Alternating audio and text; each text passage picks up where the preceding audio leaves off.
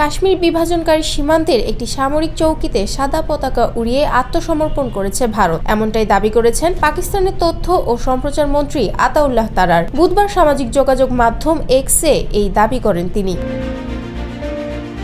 বিভিন্ন গণমাধ্যমের প্রতিবেদনে বলা হয়, কাশ্মীর বিভাজনকারী সীমান্তের একটি সামরিক চৌকিতে ভারতীয় সেনারা সাদা পতাকা উড়িয়েছে, যা সাধারণত আত্মসমর্পণের প্রতীক হিসেবে বিবেচিত হয়। আতাউল্লাহ তারার এক্স অ্যাকাউন্টে লেখেন, তদন্ত থেকে পালিয়েছে আগে, এখন ময়দান থেকেও পালিয়েছে।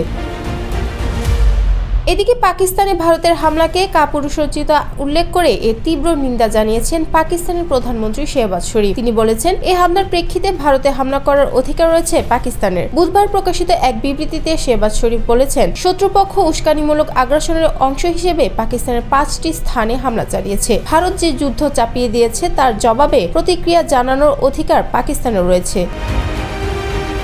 যমুনা ইলেকট্রনিক্স ঈদে ডাবল খুশি অফার সিজন 3, যে কোনো পণ্য কিনলেই পাচ্ছেন নিশ্চিত ঈদ উপহার। ভারতের এই হামলার পর উদ্ভূত পরিস্থিতি নিয়ে আলোচনা করতে পাকিস্তানের নিরাপত্তা উপদেষ্টার সঙ্গে যোগাযোগ করেছে মার্কিন পররাষ্ট্রমন্ত্রী। তাদের আলোচনায় দক্ষিণ এশিয়ার এই দুই প্রতিবেশী দেশের মধ্যে বাড়তে থাকা উত্তেজনা এবং আঞ্চলিক স্থিতিশীলতার উপর গুরুত্ব দেওয়া হয়েছে।